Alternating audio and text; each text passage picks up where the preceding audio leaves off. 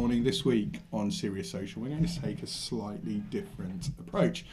With me this morning, we're fortunate to have from BBC Worldwide, Gavin Dawson, Head of Comms for International Markets. We're going to explore the changing role of social for a broadcaster and how we're having to change our content approach and our thinking to produce always-on plans, and how we have to overcome some of those challenges that are arising within not just social but other landscapes. But we're going to start with social.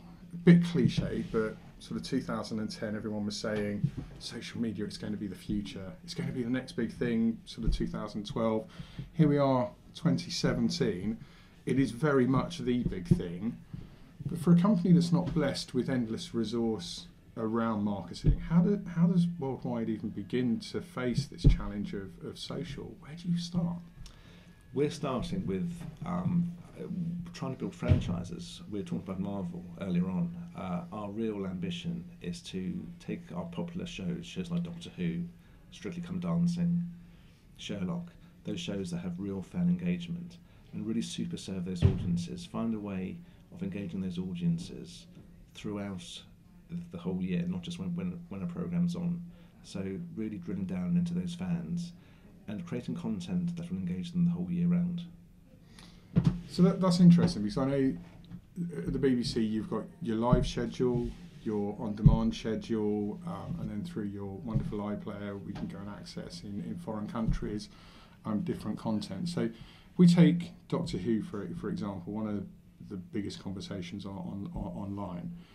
That conversation could be swelling dozens of times throughout the year. How does the BBC even begin to participate in those peaks, or don't you at the moment? Well, that is a real challenge for us. We've got a whole much more clever team than me working on this at the moment. We've got guys who used to work for Pottermore who are now working for us. We've got real opportunities with the new Doctor coming in. This is a really exciting time for Doctor Who. So something like that gives us an opportunity to already start building the anticipation. We released a iconic photograph, which may or may not have worked so well on social, only last week.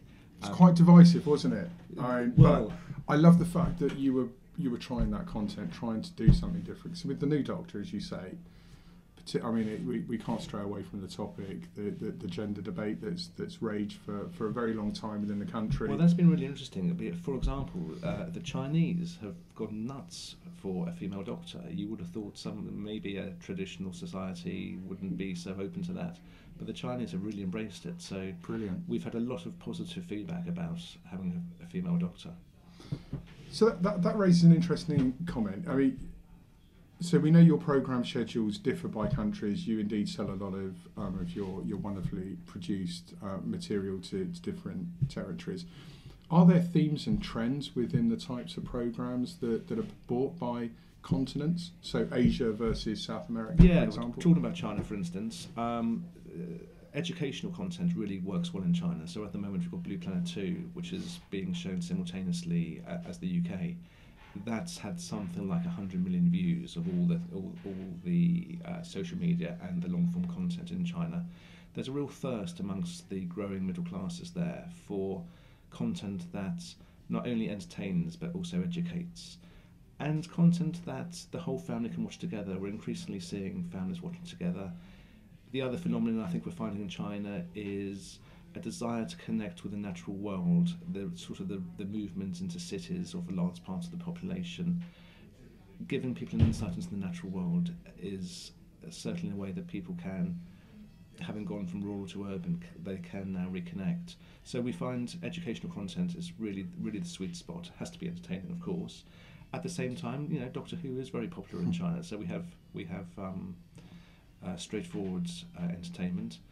Western Europe, more of a mature market for us, certainly in terms of TV sales. They tend to like more entertainment, straightforward entertainment. So things like Dancing with the Stars, which is the international version of Strictly Come Dancing. Top Gear does well, particularly in France, for example, have their own version of Top Gear. So more straightforward entertainment in mature markets. Certainly places like India, China, real thirst for betterment, if you like. Last week, I was fortunate enough to be out in Munich at Fujitsu Forum, and I was having a conversation with Jack Sahi, who heads up their retail proposition. He shined a light on the investment Netflix are making within coding.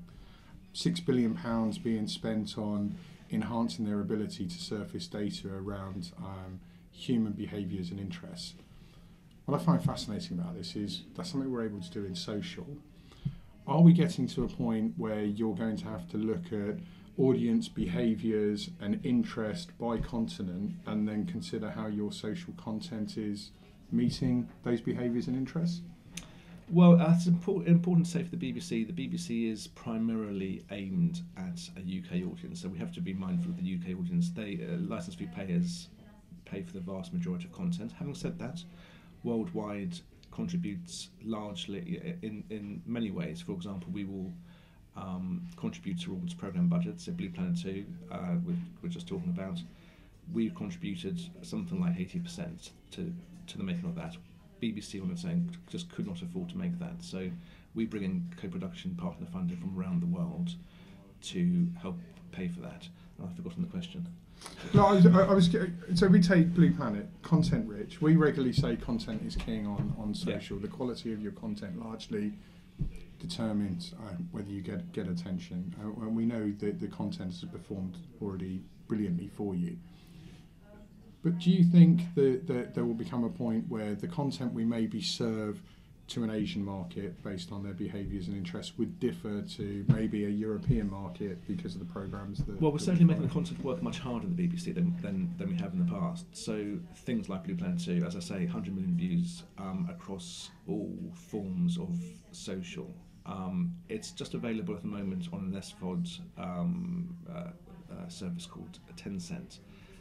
But so I think the show itself, as we speak, has had something like 25 million views. But all the short form and all the promos, the trails, they've had 100 million views. That's not something we would have done 5-10 years ago. We've really looked for those moments that are really going to work on social. So, for example, go back to Planet Earth 2, which is our previous natural history landmark. You may remember the snakes and iguanas clip, and that became. That took on a life of its own, and people were using that, for instance, when the boss comes in from work in Singapore. This is how the snakes and the iguanas react. I fear you've just given my team ideas for a forthcoming Christmas party. So yeah, we wouldn't have done that 5-10 years ago. But we really now look at what we've got and how we can make it work in different markets. And as you know, it's not a question of just clipping a piece of a long-form content and sticking that out there. It's really finding bespoke material that's going to work. We did something the other day on Blue Planet 2. Episode 2 was about the deep, so slightly scary, unphotogenic, fishy creatures. We did a riff on Stranger Things, so we did a promo with a Stranger Things titling, just to draw people and remind them that it's on. And the viewing figures have been fantastic. And that's interesting, because I think the smart use of social is where brands can stand out.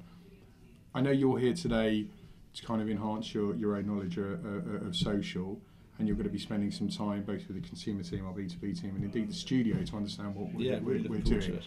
What are you looking to gain from your time with us today? Really, I'm trying to steal as many ideas from you as I possibly can. I love the honesty. I'm looking for best practice. I'm looking for things that you would be doing. I'm looking for examples of your work. Just your expertise. How I can bring that back into my organisation. How I can make use of it both in a business-to-business forum and business-to-consumer. I work across both. It's really looking for, as I say, best practice is what I'm really here to learn. Well, I know you work you work with Alex Ayling, who's a sort of friend of the agency, and he said 2 years ago that the person who worked in production or social, you had to be a Swiss Army knife because you had to be able to bring out so many different functions. I think that's probably truer today than it was when he said it, because there's so much we could do in social, but nobody has the resources, the endless resources to do it. So what should we be doing? How should we be doing it? And how do we deliver the greatest impact off of limited budgets, limited resources. Hopefully, we can show you some of what we're doing with the likes of Fujitsu in the BBC in the B2B space. There's some lovely content that came out of Munich last week where we were live streaming the rise of Facebook from a live stream perspective and becoming its own broadcast proposition. We know, we've spoken many times this year, that they've already commissioned TV programming. It'll be interesting to talk to you later about how the rise of Facebook from a TV perspective may impact or work with BBC. We'll come on to that a bit later.